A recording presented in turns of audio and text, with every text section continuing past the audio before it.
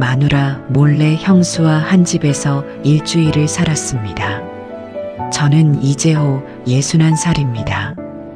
우체국에서 32년을 근무했습니다. 주소가 흐릿한 편지 한 통도 그냥 돌려보내지 못하는 성격이었습니다. 맡은 일은 끝까지 확인해야 마음이 놓였지요. 퇴직한 뒤에는 아내 선영과 조용히 살았습니다. 선영은 오랫동안 작은 분식집을 운영했습니다.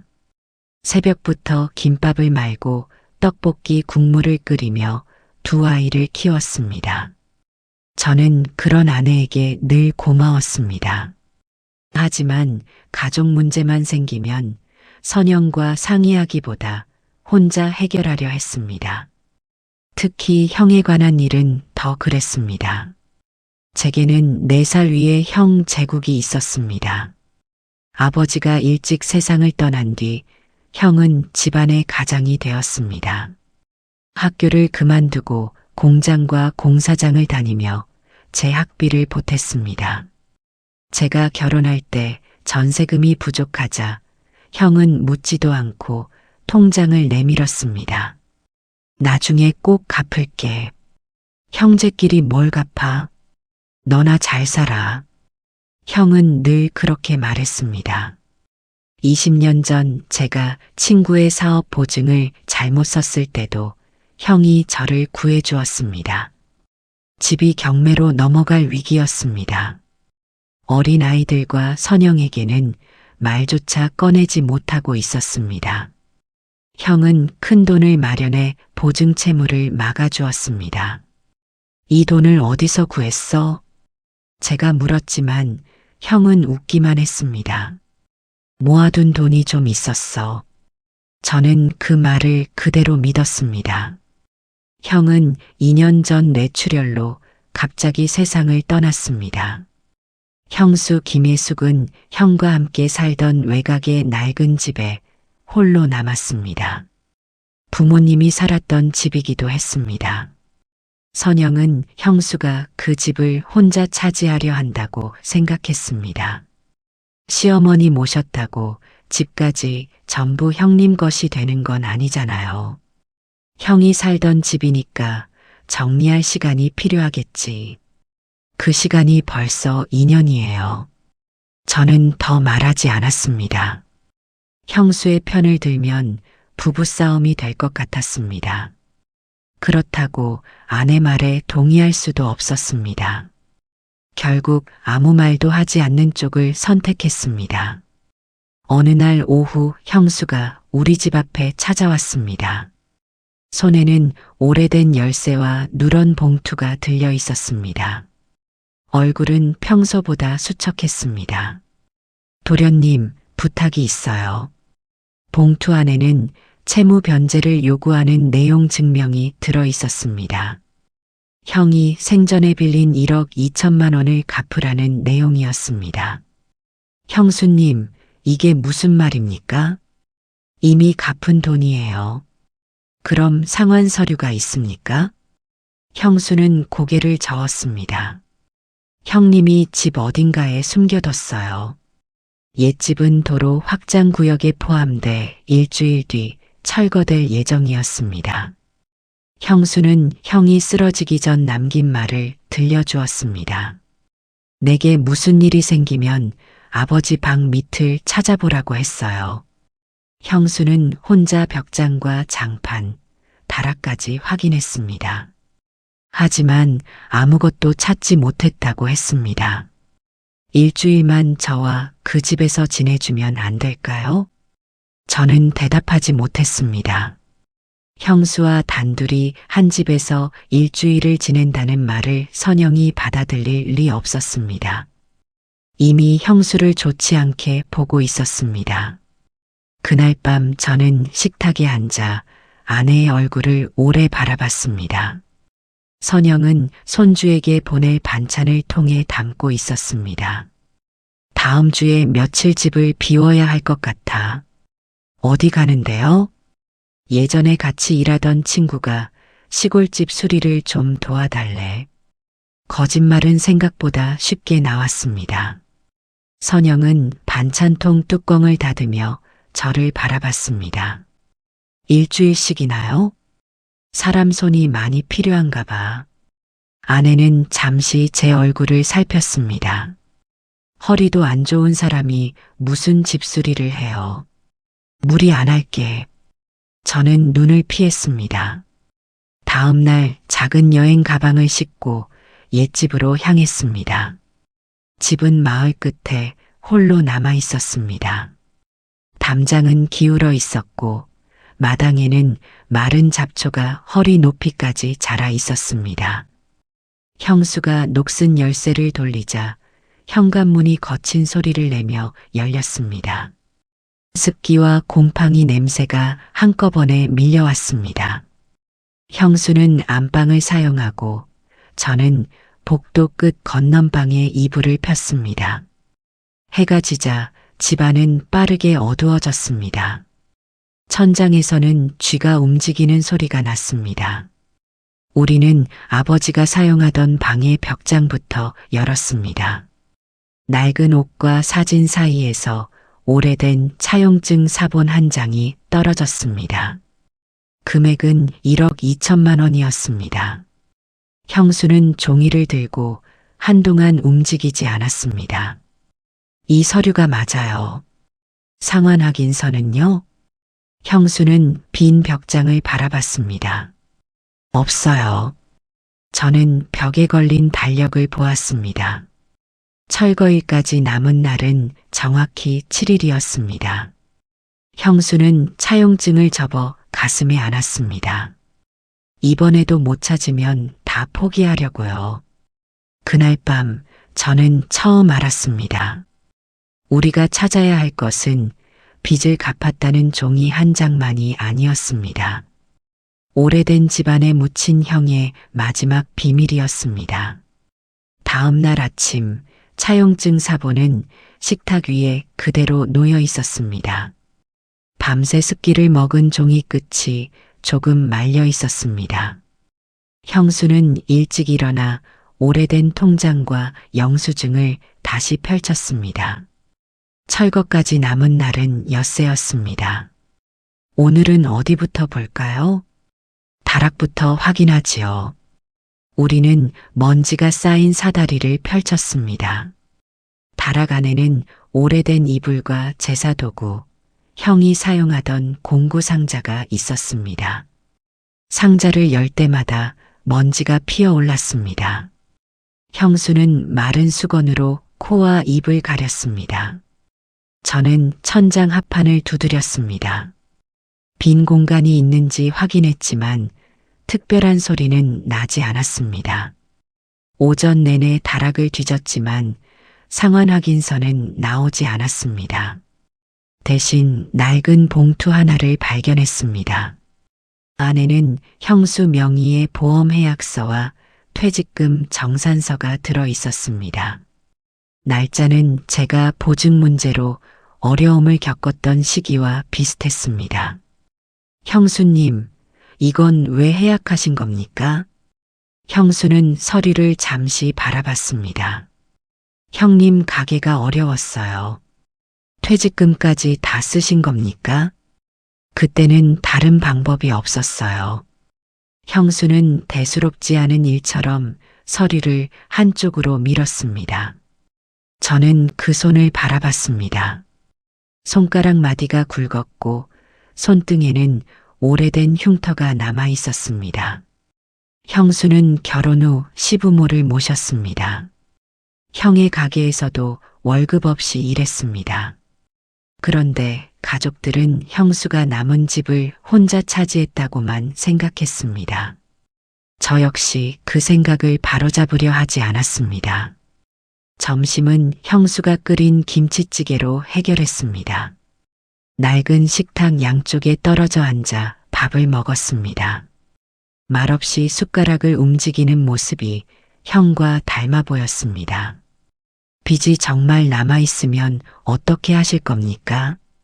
제가 묻자 형수는 국그릇을 내려놓았습니다. 보상금으로 갚아야지요. 형수님이 만든 빚도 아니잖습니까? 부부였으니까요. 그렇다고 평생 다 책임져야 합니까? 형수는 잠시 창밖을 바라봤습니다. 늘 그렇게 살아왔어요. 그 말 뒤에는 체념이 묻어 있었습니다. 오후에는 장판을 걷어냈습니다. 곰팡이 냄새가 올라왔고 군데군데 나무가 썩어 있었습니다. 저는 쇠지렛대로 마루 틈을 확인했습니다. 해가 질 때까지 아무것도 나오지 않았습니다. 아내 선영에게서는 여러 번 전화가 왔습니다. 저는 마당으로 나가 전화를 받았습니다. 일은 잘 돼요? 응. 생각보다 손볼 때가 많아. 영상통화 한번 해요. 저는 뒤를 돌아봤습니다. 깨진 창문 너머로 형수가 서류를 정리하고 있었습니다. 지금은 손이 더러워. 얼굴만 보면 되잖아요. 나중에 할게. 선영은 한동안 말이 없었습니다. 당신 정말 친구 집에 있는 거 맞아요? 가슴이 내려앉았습니다. 그럼 어디겠어? 거짓말은 또 다른 거짓말을 불렀습니다. 전화를 끊고 들어오니 형수가 저를 바라봤습니다. 선영이가 의심하지요? 괜찮습니다.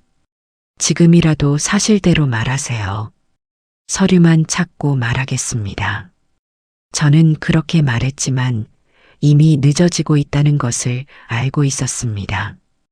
그날 밤 휴대전화로 서류 사진을 찍다가 형수의 뒷모습까지 화면에 들어왔습니다. 미처 확인하지 못한 채 선영에게 다른 사진을 보내려다 잘못 전송했습니다. 잠시 뒤 전화가 걸려왔습니다. 뒤에 있는 사람, 형님 맞지요? 저는 바로 대답하지 못했습니다. 당신 지금 형님하고 한 집에 있는 거예요? 사정이 있어. 친구 집이라면서요. 서류를 찾고 있어. 찾으면 다 설명할게. 선영의 목소리가 떨렸습니다. 형님과 같이 있는 게 제일 큰 문제가 아니에요. 선영아, 나한테 아무렇지도 않게 거짓말한 게 문제예요. 그때 누나 정란에게서도 전화가 왔습니다. 재호가 형수와 옛집에서 함께 지낸다는 말을 들었다며 선영에게 이미 확인했다는 내용이었습니다. 선영은 모든 사실을 알고 있었습니다. 당신이 왜 그랬는지는 나중에 들을게요. 아내는 한숨을 삼켰습니다. 돌아오지 말라는 뜻은 아니에요. 하지만 지금은 당신 말을 믿을 수가 없어요. 전화가 끊겼습니다. 어두운 마당에는 벌레 우는 소리만 들렸습니다. 집안에서는 형수가 오래된 서류를 넘기고 있었습니다. 저는 아내의 신뢰도, 형이 남긴 진실도 모두 잃을 수 있다는 두려움을 느꼈습니다. 철거까지 남은 날은 이제 닷새였습니다. 저는 빈손으로 돌아가지 않기로 했습니다. 하지만 그 결심이 문제를 해결할지 더 큰 상처를 만들지는 알 수 없었습니다. 빈손으로 돌아가지 않겠다고 마음먹었지만 다음 날 아침에도 달라진 것은 없었습니다. 선영에게서는 연락이 오지 않았습니다. 제가 먼저 문자를 보냈습니다. 미안해. 돌아가서 전부 설명할게. 읽었다는 표시만 남았습니다. 철거까지 닷새가 남아 있었습니다. 저와 형수는 아버지 방의 장롱을 밖으로 밀어냈습니다. 벽지는 군데군데 검게 변해 있었습니다. 장판을 걷고 마루를 두드렸지만 빈 공간은 없었습니다. 형수는 무릎을 짚고 앉아 바닥 틈의 먼지를 손으로 걷어냈습니다. 쉬었다 하세요. 시간이 없잖아요. 목소리는 차분했지만 얼굴은 지쳐 있었습니다. 오후가 되자 검은 승용차 한 대가 마당 앞에 멈췄습니다. 양복을 입은 남자가 서류 가방을 들고 내렸습니다. 오태곤이었습니다. 형과 함께 건축자재 일을 했던 사람이라고 했습니다. 그는 거실에 앉자마자 차용증 원본을 꺼냈습니다. 형의 서명과 도장이 선명하게 찍혀 있었습니다. 사모님께 여러 번 말씀드렸습니다. 이미 갚은 돈이에요. 형수가 말했습니다. 태고는 차용증을 손가락으로 두드렸습니다. 갚았다는 증거가 어디 있습니까? 제가 끼어들었습니다. 계좌 기록을 확인하고 있습니다. 20년 전 거래를 지금 찾겠다고요? 그는 집안을 천천히 둘러봤습니다. 뜯긴 장판과 쌓여있는 서류를 보더니 입꼬리를 올렸습니다.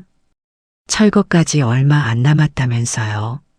아직 시간이 있습니다. 집이 무너지면 서류도 끝입니다. 태고는 철거 보상금이 지급되기 전에 채권에 대한 법적 조치를 검토하겠다고 했습니다. 형수의 얼굴이 굳었습니다. 사흘 드리겠습니다. 철거까지는 닷새 남았습니다.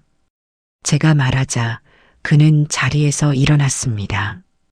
제게는 사흘이면 충분합니다. 태곤이 떠난 뒤 마당에는 자동차 바퀴 자국만 남았습니다. 형수는 차용증 사본을 접어 가방에 넣었습니다. 그냥 보상금에서 줄게요. 이미 갚은 돈을 왜 또 줍니까? 도련님 집까지 흔들리고 있잖아요. 그건 제가 잘못한 일입니다. 그래도 여기서 그만하면 끝나요. 저는 처음으로 목소리를 높였습니다. 형수님은 왜 항상 돈을 내고 끝내려고 합니까? 형수의 손이 멈췄습니다. 형 사업이 어려울 때도 형수님 돈을 내놓으셨지요. 부모님 병원비도 내셨고요. 가족이었으니까요. 가족이면 한 사람만 계속 희생해야 합니까? 형수는 고개를 숙였습니다. 한동안 아무 말도 하지 않았습니다. 싸우는 방법을 몰라요. 그 말이 작게 들렸습니다. 참고 돈을 내면 조용해졌어요. 저는 그렇게밖에 못 살았어요. 저는 더 이상 몰아붙이지 못했습니다. 형수에게 포기하지 말라고 말했지만 저 역시 방법이 없었습니다. 상환 확인서가 없다면 태곤의 주장을 막기 어려웠습니다. 오래된 계좌는 조회에 시간이 필요했고 철거일은 기다려주지 않았습니다. 저녁 무렵 낡은 트럭 한 대가 집 앞에 섰습니다. 마을에 사는 최만식 어르신이 내렸습니다. 과거 목수였던 분이었습니다. 집 비운다기에 마지막으로 보러 왔어. 만식 어르신은 뜯긴 마루를 보며 무슨 일이냐고 물었습니다. 형수가 형이 남긴 말을 설명했습니다. 아버지 방 밑을 찾아보라고 했대요. 어르신은 한동안 방 안을 둘러봤습니다. 그러다 문 앞에서 걸음을 멈췄습니다. 재국이가 죽기 몇 달 전에 나를 부른 적이 있어. 저와 형수는 동시에 어르신을 바라봤습니다. 이 문지방을 뜯었다가 다시 달아달라고 했지. 문지방을요? 안에 쥐가 들어갔다고 했는데 지금 생각하면 이상했어. 어르신이 발끝으로 문지방을 두드렸습니다. 다른 방보다 유난히 높았습니다. 못도 주변 나무보다 새 것이었습니다. 아버지 방 밑. 저는 그 말을 바닥 전체라고만 생각했습니다. 형이 말한 것은 방으로 들어가는 바로 그 아래일지도 몰랐습니다. 만식 어르신이 돌아간 뒤 우리는 문지방 앞에 나란히 앉았습니다. 형수는 오래된 못 위에 손을 올렸습니다. 여기 있을까요? 모르겠습니다. 저는 쇠지렛대를 가져왔습니다. 그래도 마지막으로 확인해 봅시다. 첫 번째 못은 쉽게 빠지지 않았습니다. 두 번째 못을 뽑자 나무 아래에서 낮고 텅 빈 소리가 났습니다. 형수와 저는 움직임을 멈췄습니다. 철거까지 나흘, 태곤이 준 시간은 사흘, 그리고 문지방 아래에는 분명 무언가가 있었습니다. 문지방 아래에서는 분명 텅 빈 소리가 났습니다. 저는 쇠지렛대를 틈에 밀어 넣었습니다. 오래된 나무가 삐걱거리며 조금씩 들렸습니다. 형수는 손전등을 가까이 비췄습니다. 천천히 하세요. 안에 서류가 있으면 찢어질 수도 있어요. 마지막 못이 빠지자 문지방이 옆으로 기울었습니다. 그 아래에는 기름종이로 감싼 작은 철제 상자가 들어 있었습니다. 먼지가 두껍게 쌓여 있었지만 녹은 심하지 않았습니다. 형수는 상자를 보고도 바로 손을 대지 못했습니다. 형님이 숨겨둔 게 맞나 봐요. 저는 상자를 방 안으로 옮겼습니다. 뚜껑을 열자 오래된 통장과 상환확인서, 자필 유언장이 나왔습니다. 맨 아래에는 제 이름이 적힌 봉투도 있었습니다. 상환확인서에는 오태곤의 서명과 도장이 찍혀 있었습니다. 원금과 이자를 모두 지급받았음. 통장에는 마지막 상환금이 이체된 기록도 남아 있었습니다. 형수는 서류를 두 손으로 붙잡았습니다. 찾았네요. 그 한마디 뒤에 긴 숨이 따라 나왔습니다. 저도 안도했습니다. 그러나 제 이름이 적힌 봉투를 여는 순간 마음이 다시 무거워졌습니다. 형이 빌린 1억 2천만 원은 자신의 사업만을 위한 돈이 아니었습니다. 20년 전 제 보증 채무를 막기 위해 마련한 돈이었습니다. 부족한 금액은 형수의 퇴직금과 보험해약금으로 채웠다고 적혀 있었습니다. 저는 편지를 내려놓았습니다. 형수님, 이 사실을 알고 계셨습니까? 형수는 천천히 고개를 끄덕였습니다. 왜 저한테 말하지 않으셨어요? 형님이 부탁했어요. 형수는 창가에 앉았습니다. 동생이 평생 빚진 사람처럼 살게 하고 싶지 않다고 했어요. 그런데 형수님은요?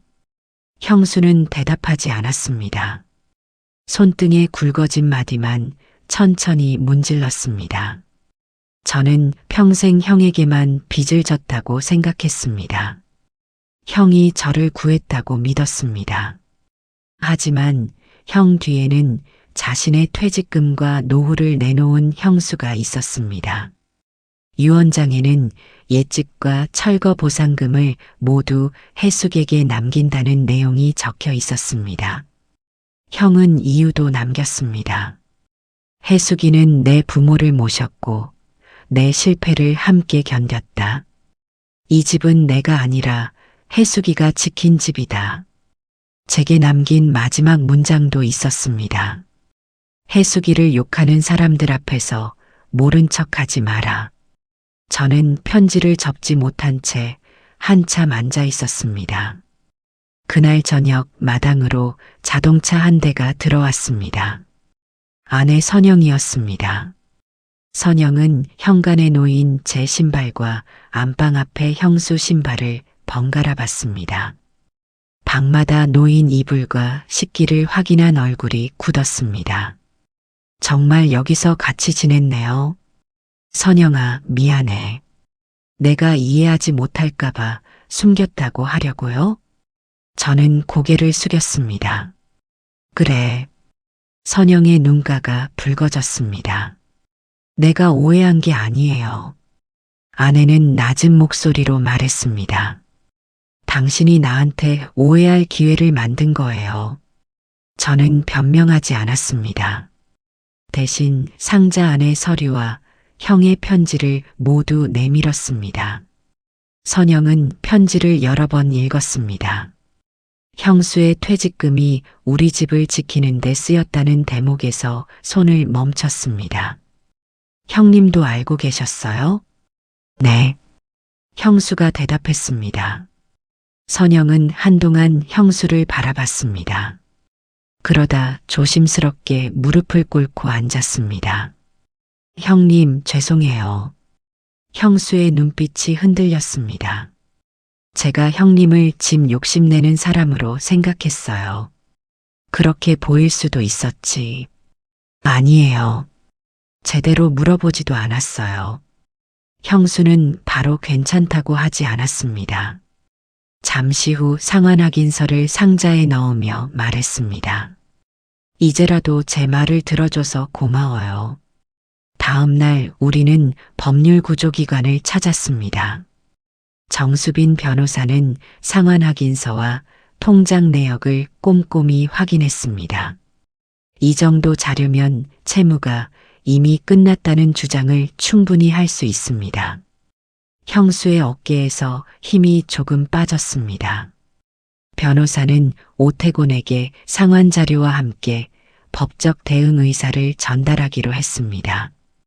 집으로 돌아오는 차 안에서 선영이 제게 말했습니다. 좋은 일을 했다는 이유로 거짓말이 없어지는 건 아니에요. 알아. 그래도 이번에는 같이 끝내요. 저는 처음으로 아내와 형수 앞에 모든 서류를 펼쳐놓았습니다.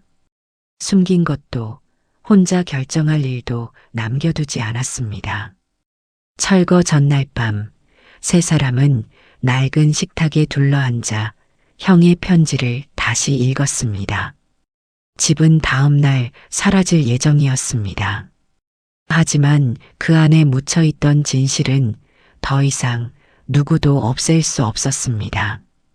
철거 전날 밤 우리는 낡은 식탁에 둘러앉아 형의 편지를 다시 읽었습니다.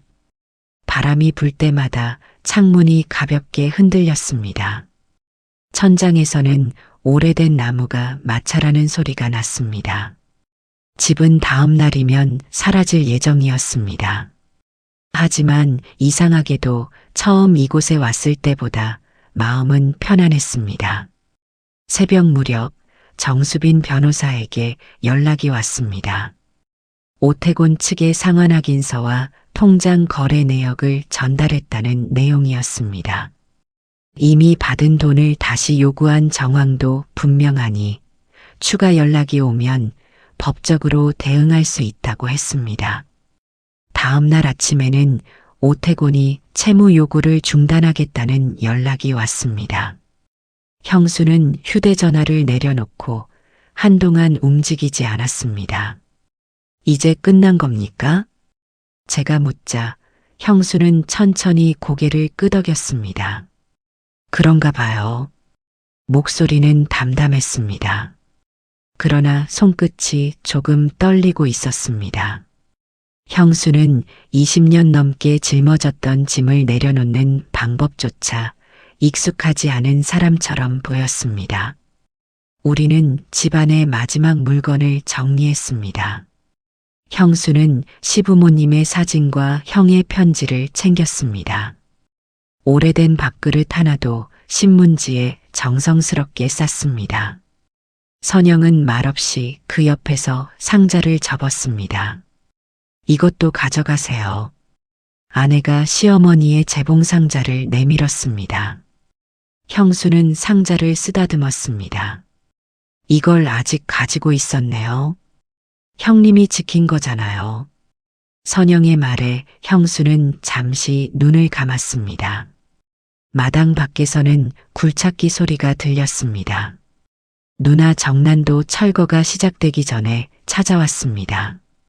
누나는 형수 앞에 서서 몇 번이나 말을 고르다가 고개를 숙였습니다. 혜수가 미안하다. 형수는 누나를 바라봤습니다. 내가 오빠 말만 믿고 내가 집 욕심을 낸다고 생각했어. 이제 아셨으면 됐어요. 그 말로 끝날 일이 아닌데. 형수는 옛집을 천천히 둘러봤습니다. 앞으로는 제가 하지 않은 말까지 지어내지만 마세요. 누나는 눈물을 닦으며 고개를 끄덕였습니다. 그러지 않을게. 철거가 시작됐습니다. 굴착기의 팔이 지붕 끝을 누르자 기와와 나무가 한꺼번에 무너졌습니다. 먼지가 마당을 덮었습니다. 형수는 움직이지 않고 그 모습을 바라봤습니다. 그 집에는 형과 형수가 함께 살아온 시간이 있었습니다. 시부모를 모시던 날도, 가게가 어려워져 밤새 장부를 보던 날도 있었습니다. 제가 보증 채무 때문에 무너질까 두려워하던 동안 두 사람이 말없이 돈을 마련한 시간도 그 안에 있었습니다. 아쉽지 않으십니까? 제가 물었습니다. 아쉽지요. 형수는 무너진 안방 쪽을 바라봤습니다. 그래도 이제 괜찮아요. 왜요? 집안에 묻혀있던 말들을 다 찾았으니까요. 몇 주 뒤 형수는 철거 보상금으로 작은 아파트를 마련했습니다. 햇빛이 잘 들고 시장과 병원도 가까운 곳이었습니다. 형수는 남은 돈을 자식이나 시댁에 나누지 않았습니다. 자신의 노후를 위해 통장에 남겨두었습니다. 저는 형수를 찾아가 과거에 사용된 돈을 갚겠다고 했습니다. 매달 조금씩이라도 드리겠습니다. 형수는 고개를 저었습니다. 돈으로 갚으려고 하지 마세요. 그럼 제가 어떻게 해야 합니까? 형수는 형의 편지를 서랍에 넣었습니다. 앞으로 가족들이 제 이야기를 함부로 할 때 모른 척하지 마세요. 저는 대답 대신 고개를 깊이 숙였습니다. 그러겠습니다. 선영과의 관계도 천천히 회복됐습니다. 아내는 저를 바로 용서하지 않았습니다. 저도 좋은 뜻이었다는 말로 잘못을 덮으려 하지 않았습니다. 어느 저녁 제가 먼저 말했습니다. 당신이 반대할까봐 거짓말했다는 건 핑계였어. 선영은 한동안 저를 바라봤습니다. 다음에는 내가 반대하더라도 먼저 말해요. 그러겠습니다. 가족 문제는 혼자 해결하는 게 아니니까요. 몇 달 뒤 우리는 철거된 집터를 다시 찾았습니다. 집은 흔적도 없이 사라졌습니다. 마당 끝에 있던 느티나무만 그대로 서 있었습니다. 형수는 나무 아래에서 형의 편지를 펼쳤습니다. 선영은 형수 옆에 섰고 저는 조금 뒤에서 두 사람을 바라봤습니다. 저는 평생 형에게 빚을 졌다고 생각했습니다. 그러나 가족에게 진 빚은 돈만으로 계산할 수 없었습니다. 말없이 내어준 시간과 참아낸 마음도 있었습니다. 누군가를 오해했을 때 진실을 말해주는 용기도 필요했습니다. 오래된 집은 무너졌습니다. 하지만 그 집과 함께 우리 사이의 침묵과 오해도 사라졌습니다. 남은 자리에는 늦게 전한 미안함과 이제라도 꺼내놓은 고마움이 있었습니다. 그것이면 다시 가족으로 살아갈 수 있었습니다.